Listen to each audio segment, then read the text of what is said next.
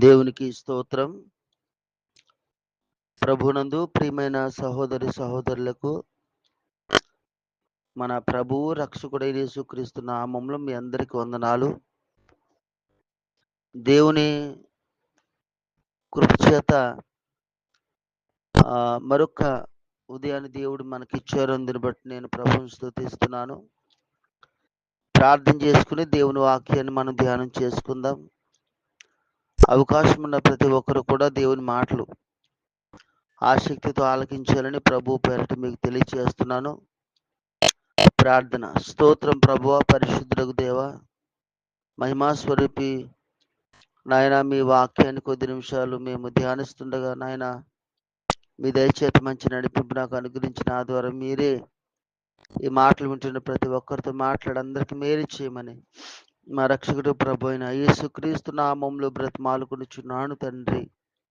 ఆమేన్ ఆమేన్. ప్రియ దేవుని బిడ్డలారా, మరి పరిశుద్ధ గ్రంథం నుంచి మత్తయి సువార్త 5వ అధ్యాయము 21వ వచనం నుండి 23వ వచనం వరకు చదువుకుందాం.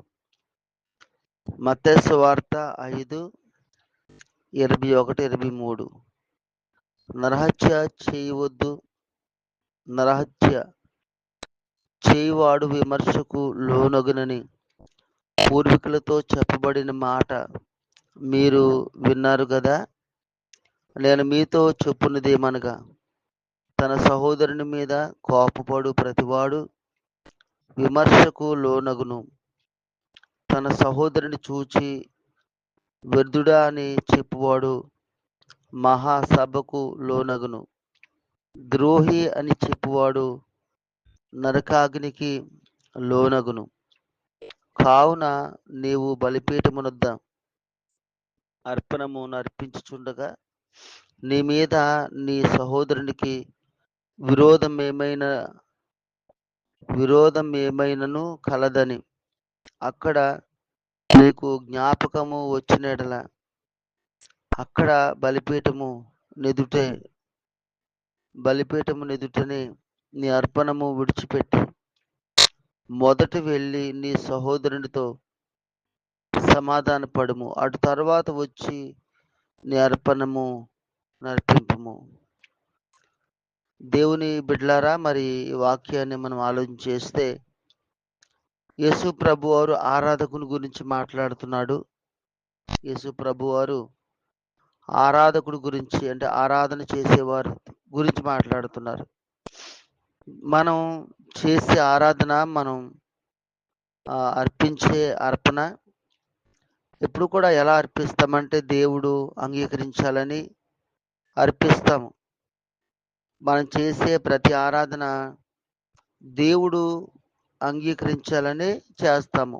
అందుకని ప్రతి ఆదివారం దేవుని మందిరానికి వెళ్ళి చక్కగా పాటలు పాడి ఆరాధించి ప్రార్థన చేసి వస్తాం.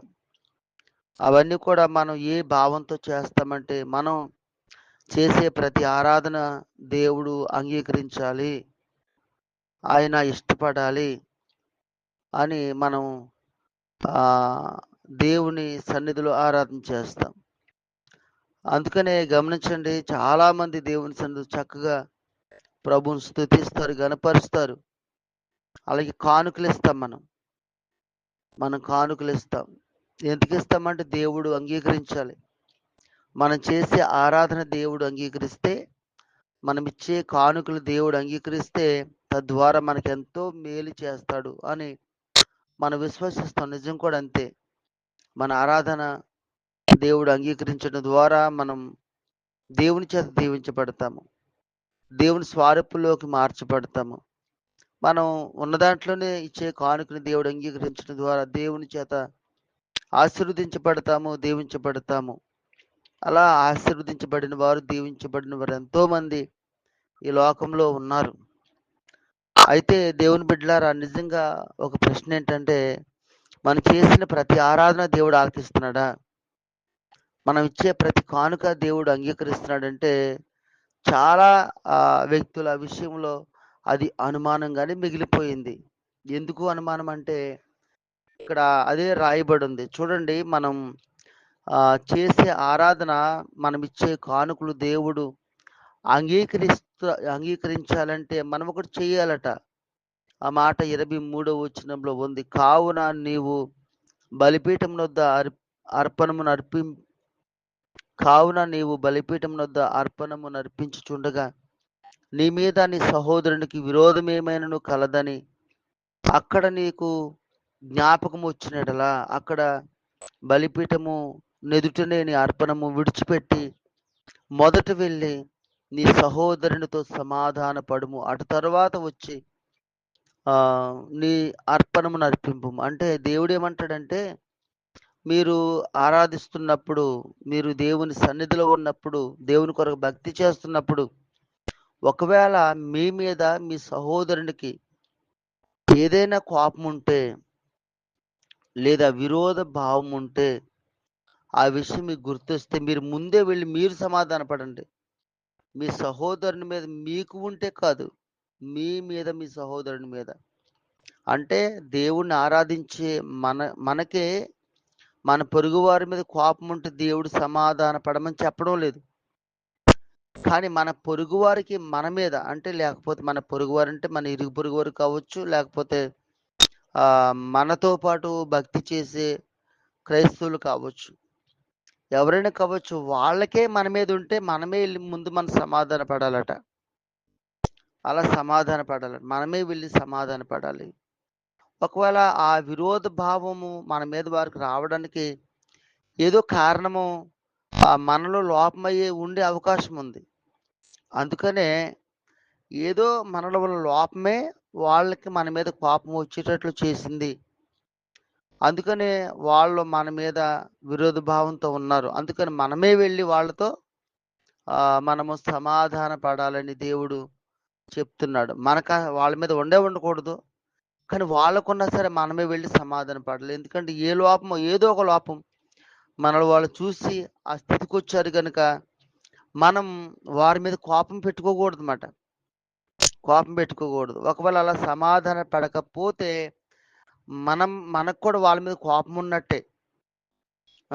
ఆ కోపమే ఎక్కడి వరకు తీసుకెళ్తుందంటే, చూడండి ఏమంటాడు అక్కడ 21వ వచనంలో, నరహత్య చేయవద్దు, నరహత్య చేయవాడు విమర్శకు లోనగనని పూర్వీకులతో చెప్పబడిన మాట మీరు విన్నారు కదా. నేను మీతో చెప్పున్నదేమనగా, తన సహోదరుని మీద కోపపడు ప్రతివాడు విమర్శకు లోనగును అని ఉంది.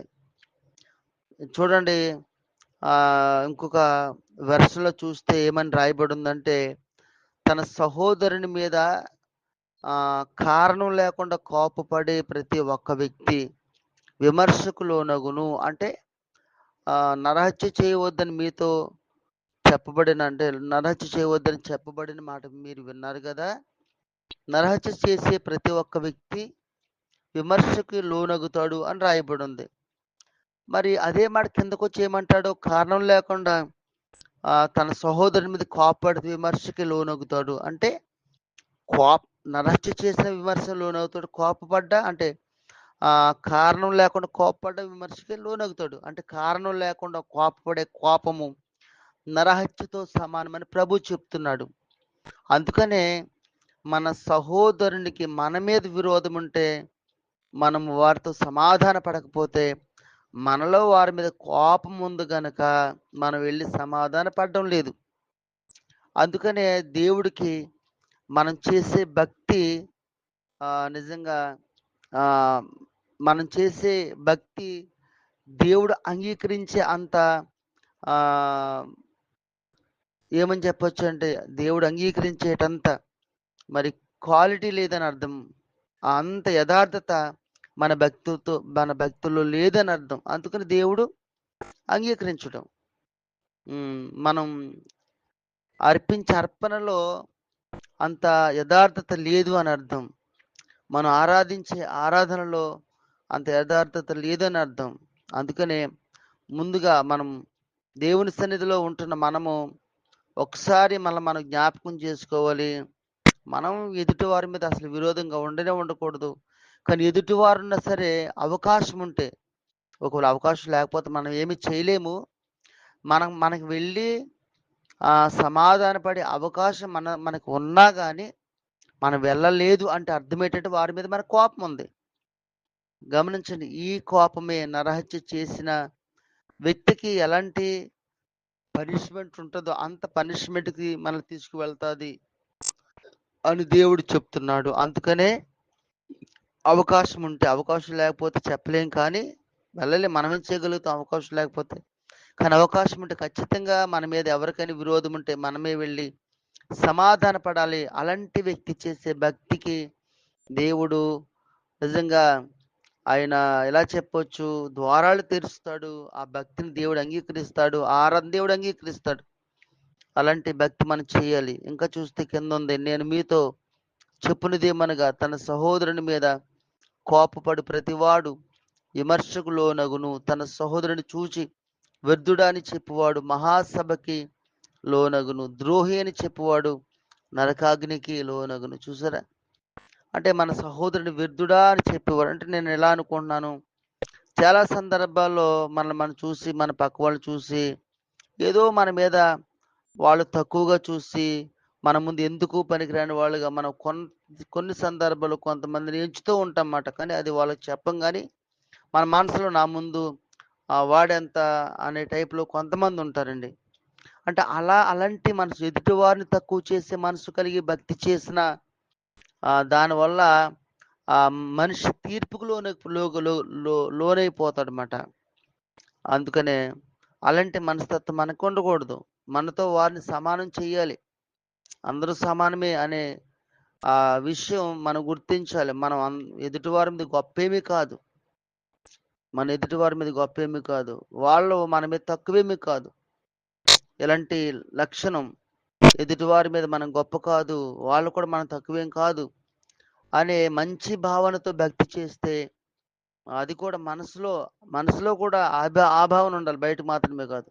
అప్పుడు ఆ భక్తిని దేవుడు అంగీకరిస్తాడు. ఆ సమర్పణను దేవుడు అంగీకరిస్తాడు. ఆ ఆరాధన దేవుడు అంగీకరిస్తాడు. అలాంటి వ్యక్తులు వేసిన కానుకని దేవుడు అంగీకరిస్తాడు. లేకపోతే దేవుడు అంగీకరించడండి. మనం ఎంత చేసినా దానివల్ల మనకు ఉపయోగం. ఇంకో మాట ఉంది. ఏముందంటే ప్రభు చెప్తాడు. ఏమని చెప్తున్నాడంటే, తన సహోదరుని చూసి వ్యర్థుడా అని చెప్పేవాడు మహాసభకు లోనగును. ద్రోహి అని చెప్పేవాడు నరకాగ్నికి లోనగును. ద్రోహి అని చెప్పేవాడట. అంటే మనం నిజంగా మన సహోదరుల్ని, అంటే మనతో పాటు భక్తి చేసే క్రైస్తవుల్ని, సహోదరులు వేరు, పొరుగువారు వేరు. పొరుగువారంటే ప్రభువుని ఎరగని వారు. సహోదరులంటే మనతో పాటు భక్తి చేసేవారు. సహోదర ఉదరము అంటే ఒకే గర్భం నుంచి వచ్చిన వ్యక్తిని సహోదరుడు అంటారు. అంటే ఒక రక్తం చేత, మరి ఒకే రక్తం చేత కడగబడ్డ మనము, యేసు ప్రభులో పుట్టిన మనము సహోదరులు గనక మన సహోదరుడిని చూసి ఎవరో కూడా వ్యర్థుడా అనకూడదు, ద్రోహి అనకూడదట. ఒకవేళ నిజంగా ఆయన ద్రోహం చేస్తే అది మనం అంటమెందుకు? యేసు ప్రభు ఉన్నారు కదా, ఆయనే వాళ్ళకి మారుమనసు ఇస్తారు. వాళ్ళకి మంచి తలంపిస్తారు. వాళ్ళే పశ్చాత్తాపడతారు. ఆ ద్రోహం మనకు చేస్తే దానివల్ల మనకేమి నష్టం రాకుండా ప్రభు చూస్తాడు. కానీ ప్రభు చెప్పాడు కదా, ఎవరి క్రియ చెప్పిన వారికి ప్రతిఫలం ఇస్తారని. అందుకని అదే మన మనసులో పెట్టుకోకూడదు. ఎందుకంటే దేవుడికి అలాంటి మంచి మనసు ఉంది. అదే మనసు మనకు ఉండాలి కానీ ఎవరిని ద్రోహి అని అనకూడదు. అలా అనే వ్యక్తి భక్తి దేవుడు అంగీకరించడు. ఎవరి మీద కారణం లేకుండా కోపపడకూడదు. అలా కోపం ఉంచుకునే వ్యక్తి భక్తి దేవుడు అంగీకరించడు. ఎవరిని వ్యర్థుడు అనకూడదు. అలాంటి వ్యక్తి దేవుడు అలాంటి వ్యక్తి చేసే భక్తిని సమర్పణను దేవుడు అంగీకరించడు అని తెలియజేస్తూ, మరి మీరు ఎలా ఉన్నారో అవసరమైతే ఇదే వాక్యం మరలా ఒకసారి వినండి. మిమ్మల్ని మీరు ఎలా ఉన్నారు పైకి చేసుకోండి. అలా చేసుకుని ఇంకేదైనా లోపం ప్రభు మీలో కనపరిస్తే సరి చేసుకునే భక్తి చేయడం ప్రారంభించండి. లేకపోతే మీరు చేసిన భక్తి ఉపయోగం ఉండదు. మరి తద్వారా మన పరలోకాన్ని కోల్పోయే ప్రమాదం ఉంది. దేవుడి మాటలు దీవించును గాక. ప్రార్థన చేద్దాం. స్తోత్రం ప్రభువ, వెతుబడిన వాక్యం నీరు పెట్టి ఫలం చేసి వీళ్ళందరినీ దీవించమని మా ప్రభు రక్షకుడైన యేసుక్రీస్తు నామములో అడిగి మిక్కిలి వినయంతో బ్రతిమాలుకొనుచున్నాను తండ్రి. ఆమేన్. త్రియక దేవుని ప్రేమ ఈ మాటలు ఉన్న ప్రతి ఒక్కరికి సదాకాలము తోడే ఉండును గాక. ఆమేన్, ఆమేన్, ఆమేన్. అందరికీ వందనాలు. దేవుడు మీ అందరినీ దీవించును గాక. ఆమేన్.